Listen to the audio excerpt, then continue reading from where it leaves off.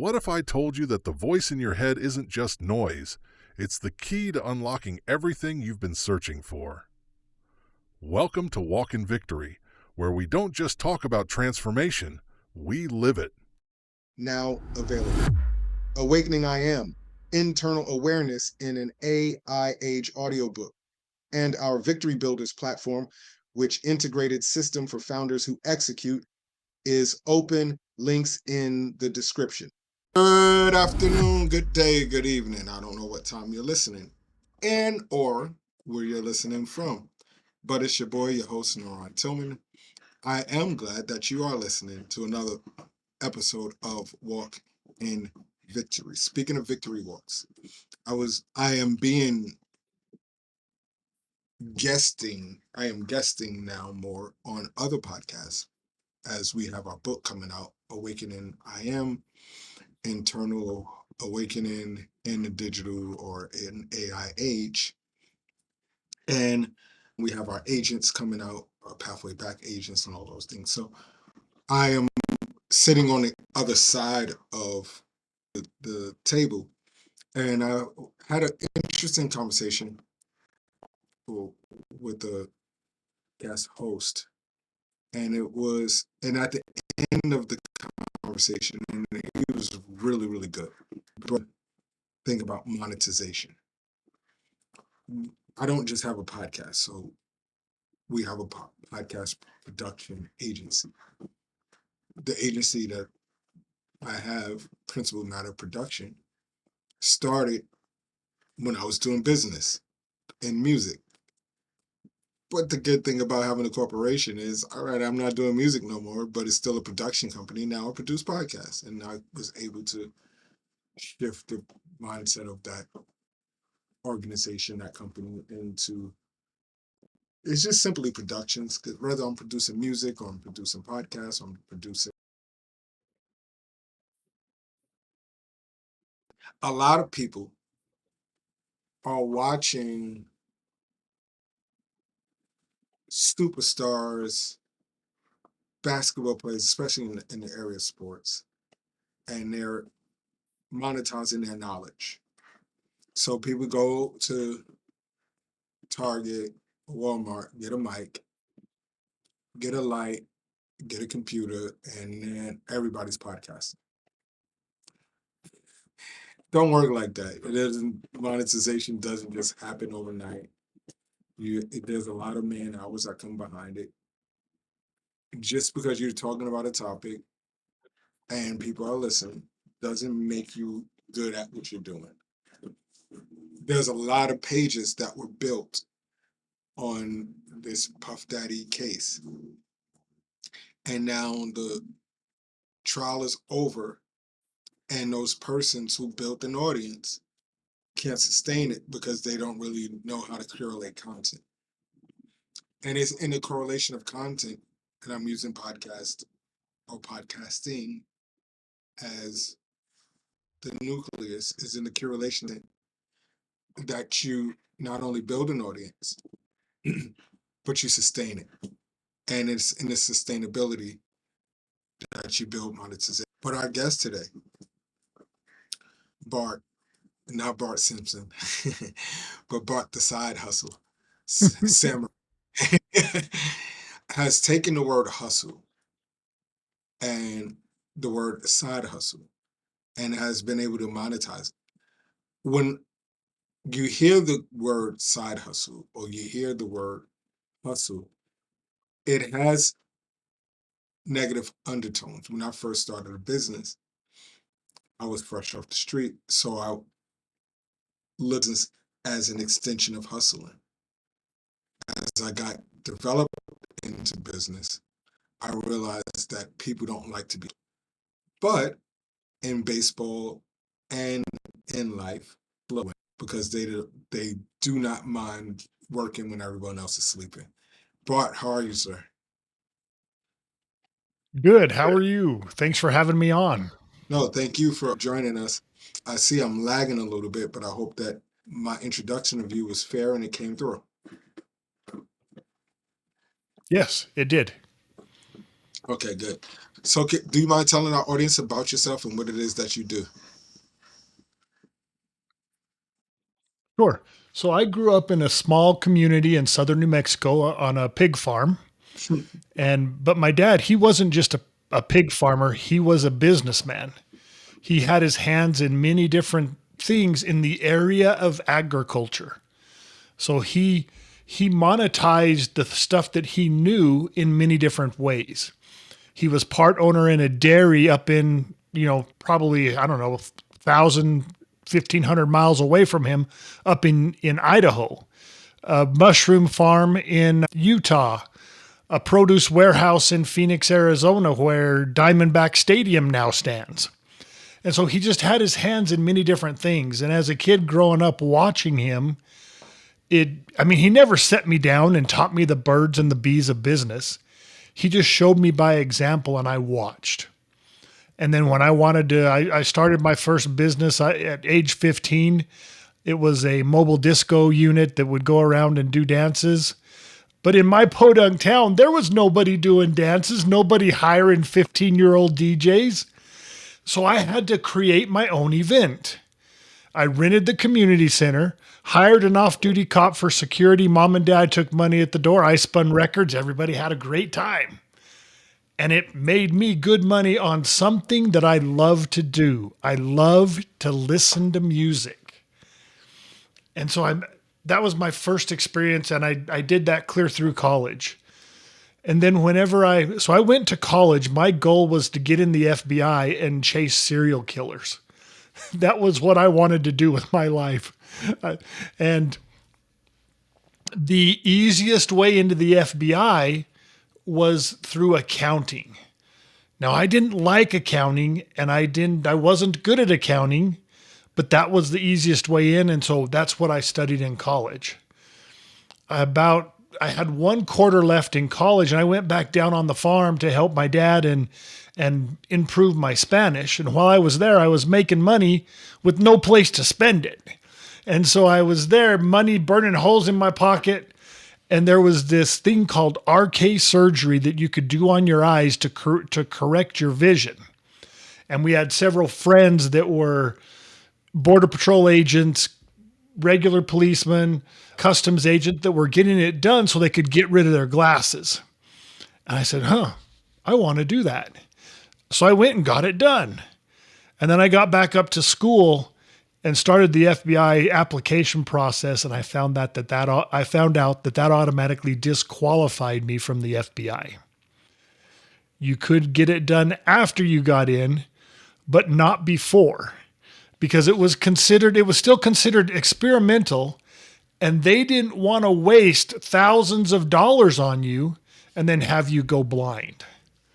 And so here I am. I'm about ready to graduate in accounting, something I'm not good at and I don't like to do. I was devastated. I had no idea what I was going to do. I was doing landscaping, which was my part-time job at school. And I was just like, what am I going to do? And my dad's example just kind of kicked in. And if I look back on my life, I sometimes say, I was lucky. I was just lucky. But what does Seneca say luck is? Luck is when opportunity meets preparedness. And then I added in, you take action. So when opportunity meets preparedness, if you take action, things are going to happen. And so a buddy of mine who worked for a bungee jump company that would manufacture bungee jump companies and sell them all over the place, he jokingly asked me, hey, do you want to go back to Japan? Because I'd spent a couple of years in Japan. I spoke Japanese fluently. And I'm sitting there. He was joking, but I'm sitting there. Yeah, I think I do. Because it would pay me 3 times what I was making at my part-time job, plus cover my expenses, and I can travel the world again. And so I said yes, and I helped take the first commercial bungee jump to Japan. And so that's just kind of how things started with me, and I've been side hustling ever since. I've never done the real job thing. I would go, so the Japanese thing, I would spend 3 or 4, 6 months in Japan. I'd come home with bags of money, and I would do whatever I wanted, whether it was going to a welding shop and welding, or if I didn't want to do anything, I didn't do anything. And then things just continued down that path. And that's kind of how I got my start. So the samurai part is a real thing because of the Japanese roots and your travel back to Japan. Yes. And that being a huge part of what made you. So the thing, I believe that the samurai, the Bushido code, and all the codes that are out there, and just their lifestyle and the way they did things plays a big part in business. If you can have those things, those characteristics, you're going to do well. And so my dad is what played the biggest part in getting my mindset straight. And I often joke, I say, if you didn't grow up with my dad or someone like my dad, you don't think like I do. And so that's why I'm here. I help people. I wrote a book called Monetize Your Mindset. And it's not a what to do book. It's a how to think book. Because anything that comes across my life, good, bad, or ugly, I always think, can I monetize it? I don't monetize everything, but I always think it. And so that's kind of what I feel people need to think about, need to do to get financial security. So now I'm glad that you said that, because we're living now in a time where people are looking to someone else to help them secure their future financially. So that, we have this whole thing with this fear centered around AI, which I think is an opportunity and not something that's going to hinder humanity. But you have, it's going to take away jobs. Everything's going to take away jobs. Oh, minimum wage. Your mindset is, stop, and correct me if I'm wrong, don't look to anyone else, look within yourself and monetize your mindset. Because we all have our own imprint in humanity, and we all can present something to the world that can be monetized. Am I right? Yes, I believe people are overlooking so many opportunities. Let me just give you a quick example. Well, Yes, let me go through the questions that I have people ask themselves. What do you like to do? What do you need to do? What are you already doing? Can you monetize 1, 2, 3 of those things and create multiple streams of income? And so just a quick example. I don't know if you know this about me, but I had to have my lower left leg amputated last year. And when I found out that was going to happen, after all the shock and awe was over, you can imagine, I mean, it was like a kick in the gut. But after that was all over, my thought was, okay, I don't like this, but it has to be done. So how can I monetize it? 6 months post-op, 6 months after my leg was chopped off, I contracted with my prosthetist, the guy that makes my leg, and I said, hey, you need someone to help people go through what I went through. Because he has both his legs, both his arms. He doesn't know what it's like to go through what I went through. And his competition, here's how it went down. So his competition has a guy that would help, that talked to me before I had my leg amputated, because I was looking at both prosthetists. And so 6 months post-op, I'm sitting with my prosthetist. He's messing with my leg. And I said, hey, you know what? Your competition has a guy. You don't have a guy. I'm your guy. And so I'm a 1099 contractor with him, and I help people go through what it is they're going to have to go through. And then I help him with his marketing. I help him with his YouTube, with his website. He's redoing his website right now, and I help him with just getting things said properly. I monetized getting my leg chopped off. Now, I don't suggest to anybody out there listening to your podcast that they go chopping off body parts to get a side hustle. But if life, you've heard the saying, right? When life gives you lemons, make lemonade. Well, if life is giving you lemons and you're going to be making lemonade, you might as well build a lemonade stand and sell the stuff. And so that's what I help people do. So, do you think that your superpower as the samurai, we're gonna work with that theme, right? Is being able to see more so than being able to do. Like, take me back to the story that you just told. What gave you the confidence to even make the pitch?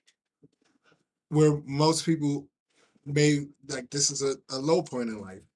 They may not even, they can't see past it. They're just looking at the woe is me. What drives you to see past the woe is me and make a pitch in the middle of what could have been, and if you're going to be honest, one of the low points in your life?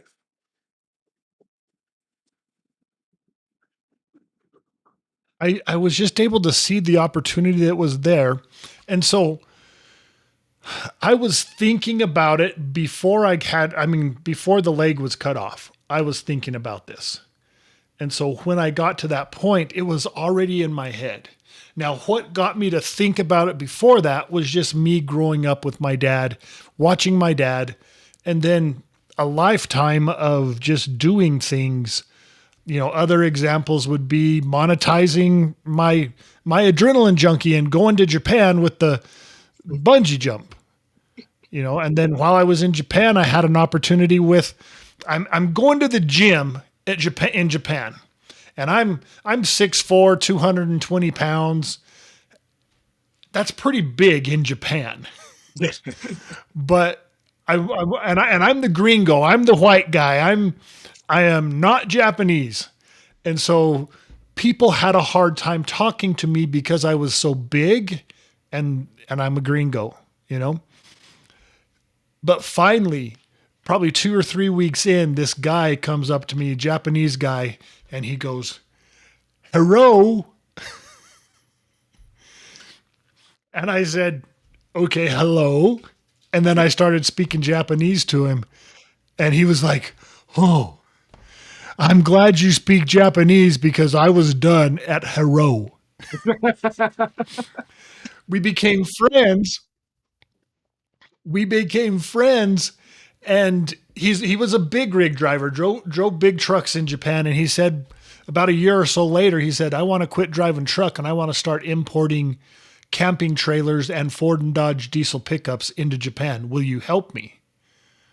I had no idea how to import trailers and trucks into Japan, but I said, "Yeah, sure, let's do it." And then I found out he didn't have any idea either. And so we learned together how to do it. And we've been business partners since 1997, importing trailers and trucks and stuff into Japan. Wow. So it's part of, And so it's part of your secret sauce. I'm sorry. It's part of your secret sauce being involved with a lot and not owning anything. So that's a good question, because they do say, you've heard the saying, right?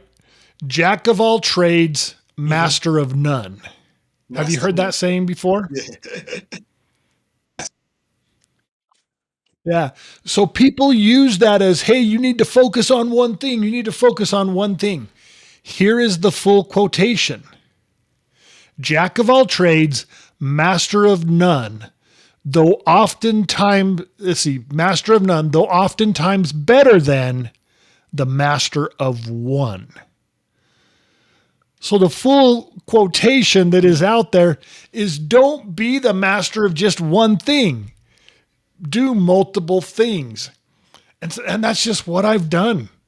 I do many things, and I've never been the employee. I don't go to the office. I have my office in my house. I sometimes get that traffic jam in the hall, where I run into my wife or my dog, but I don't have to drive to work.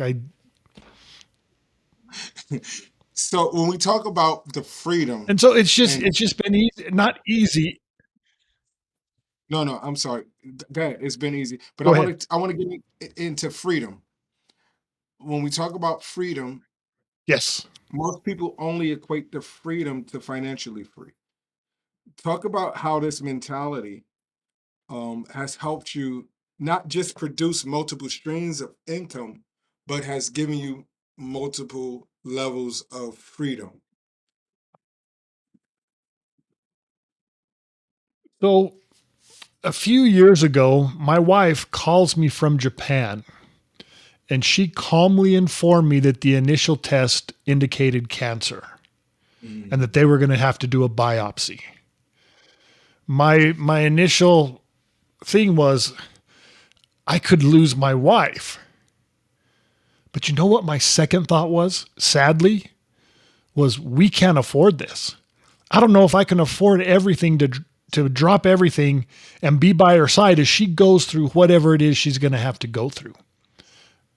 Money isn't everything, or is it when you don't have enough? And so I'm worried about money along with the fact that my wife may die. And that woke me up, that kind of slapped me in the face, even though I think at the time I had two streams of income.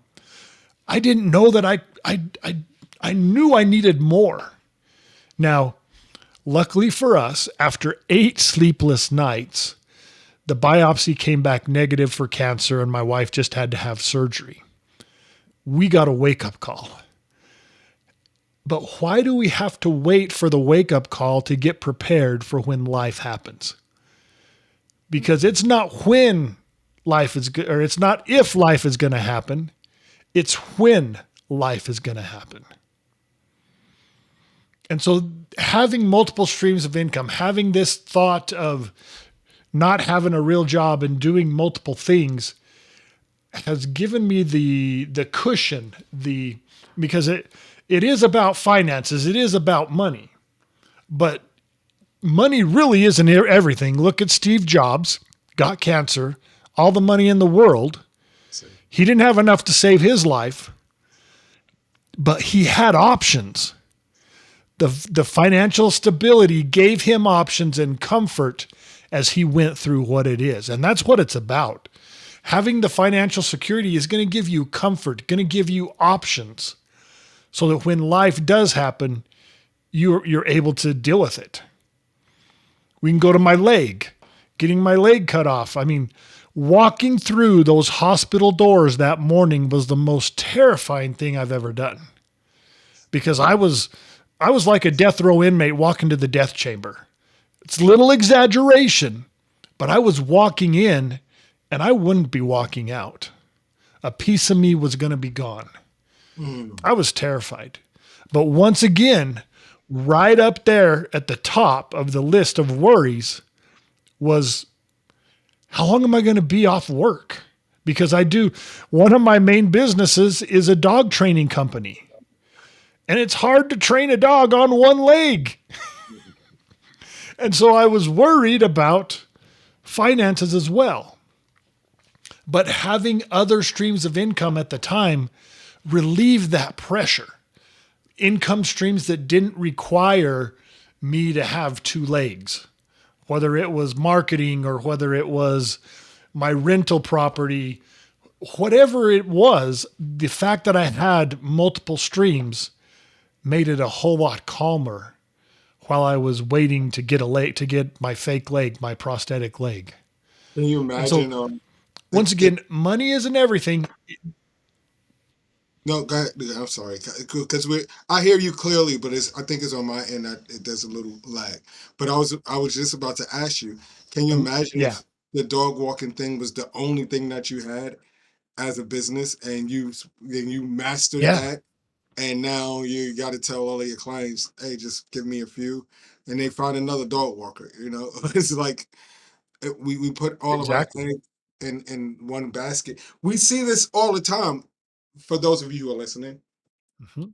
with athletes, like they fade out, right? They're on top of the world. They're making all this money. It's a job, and then they blow a knee, or they get older, as we all do, lose a step, and they have no other skill. Now they're Yep. all going to podcasting. At one point, even podcast wasn't available to them. And 70% of them are broke.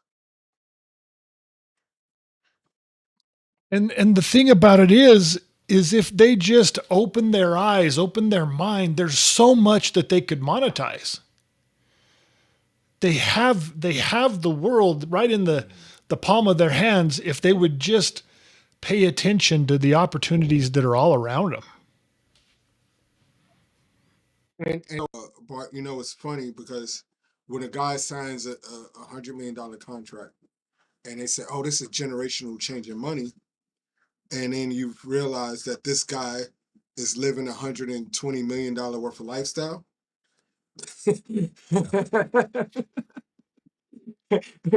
And it's not just to the big contracts either. We do that ourselves. Yes. We go, oh, I'm going to make 150 grand this year, or, oh, I'm going to make 300 grand this year. And then all of a sudden where'd that money go? Yeah. Yeah. Too many nights at Del Frisco. Exactly.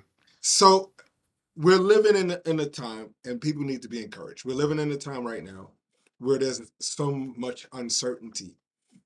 And I think, and this is my personal opinion, that people are looking to the wrong people to give them security. I believe that we can find security within ourselves. If you agree, if you don't agree, fine. But just tell our audience, and you've been very vulnerable, and I really appreciate your energy, and I really appreciate everything that you brought to this conversation. But tell our audience 1, 2, or 3 things that they should be shifting in their mindset. It could be some things from your book, and we're going to let everyone know that the book is in the link to Bart's website and the book. Everything is in the description. But tell us 1 or 2 or 3 things that people should be focusing their attention on. So one of the biggest pitfalls, reason side hustles fail, is because you pick the wrong side hustle. Either it's not right for you because of you're not really vested in it. Quick example. There is a Japanese restaurant that I love. I land in Japan, the first place I go. It's the last place I go before I leave. It's a Japanese curry restaurant. And in Japan, every restaurant like of this chain that opened up has been profitable in their first year, which is crazy in the restaurant industry. And so I'm like, okay, I want to bring that to Japan. I had money bring that to America. I had money lined up to do it. And it was very favorable terms. It was a friend of mine in Japan. He says, yeah, if we succeed, split the money with me. If you fail, then don't worry about it. I had to check with some of my friends because I was like, is my Japanese right? Am I messing up? I mean, come on, you don't get money that way. And they said, yeah, that's what he said. And I'm like, okay. But when it came down to it, I got to America and I just didn't want to work that hard. And so if I would have done that, I wouldn't have been vested in my heart. It wouldn't have been in my heart. I wouldn't have done what it takes to be successful, and I would have lost that guy's money. So I turned it down. I said, no, I don't want to do it. So is it in your heart? Do you really want to do it? I mean, I want to eat at that restaurant all the time, but I don't want to be making the food. And so is it really in your heart? Pick the right side hustle. And that's why I'm sure you have it in the notes. That's why I have the 25 successful side hustles for 2025. It's a thing I put together, and your side hustle may not be on that list, But you going through that, it's going to get it's a memory jogger. It gets you thinking. And maybe it's not dog walking, maybe it's not dog training, but maybe it's something else maybe it's a groomer. You want to be a dog groomer. I don't think dog grooming is on the list, but it's a very profitable business. And in Utah, they're all booked. You have to wait a month or so to get your dog into the groomer. And so the list that I'm supplying you is just a memory jogger to get you to start thinking. So pick the right side hustle. You've been talking about AI quite a bit. I was on an AI conference last week, and they had the guy from Lindy. It's an AI virtual server or whatever. Anyway, you can get this AI and you can program it to do anything on your virtual reality. When it comes to send your emails, order your groceries, you can get it to do anything that you can do on the internet. And it's a great thing. It's a great product. It's a great company. But the thing that I noticed about the CEO was his passion for what he had to do every day. He's like, I can't believe that I get to get up every morning at 7:00 and I get to do this all day long. He was just so excited, and you could see it in his voice. You could feel it, that he was excited about what he had to do. And I just put a grin on my face, and I was just like, oh, that's what people need. They need to be really excited about what they're doing. So pick the right side hustle. Second thing, mentorship. Getting a mentor, having someone that has been there, that does it, that knows what they're doing, that is not faking it, meaning they're not telling you they know what to do. They actually do know what to do. And so when I help someone to find their ideal side hustle, I have no vested interest. I'm not trying to get you to sell my stuff. We are looking for a side hustle that is unique to you and your experiences. And if I don't know how to do it, I will point you to someone who does. And if I don't know someone who does, we will find that person for you. I'm not going to say, oh yeah, yep, I can make that. I can do that. I don't know everything. I can't know everything, but I know a lot of people, and I can point you in the right direction. And so find that mentor that is going to help you. They're going to get you there quicker. They're maybe going to get you higher up. You're going to make money faster. You're going to get to this income level faster. So get a mentor. And then lastly, I want to say once again, don't overlook the stuff that's in your backyard. Have you heard the story Acres of Diamonds? Yes. Okay, so my family, we have a similar story, but instead of Acres of Diamonds, it's called Acres of Pig Poop. And so for those who haven't heard the story Acres of Diamond, it's about a Persian farmer. His name was Ali Afed, and he had this farm. He sold his farm. He went in search of diamonds. He died broke alone in a foreign land. He never found his riches. But the new owner of his farm was watering his camel in the brook that ran through the property. He saw this strange rock. He reached down, and lo and behold, it was a diamond. He found acres of diamonds. The Golconda diamond mine was established right there in what was Ali Afed's backyard. So our acres of pig poop, how did that come about? I mentioned earlier, I grew up in a small town in southern New Mexico. There were more pigs than people in my town. At any one time on our property, we would have 19,000 pigs, right around there, some plus or minus 1,000 or two. But we had 2,000 sows. For those of you who don't know what a sow is, it's a mama pig. A mama pig can give birth 2.5 times a year. And on our farm, we average 9.97 pigs per litter. For you mathematicians out there, that equals a lot of pig poop. We had 3 man-made ponds that we would divert the stuff into. They were settling ponds. And so they would go 1 year to one pond, then the next pond, the next year, the next pond. And they just rotate and rotate and rotate. And they did that for years. When my dad hit it got into his mid 60s, he decided it was time to shut down the pig operation and go in search of his next acres of diamonds, his next big opportunity. He died at age 81, never found his new opportunity. About 2 years after his death, we sold the pig farm for $235,000. It was a fair price for the property. About 6 months after that, the new owners of our farm were leveling those man-made ponds.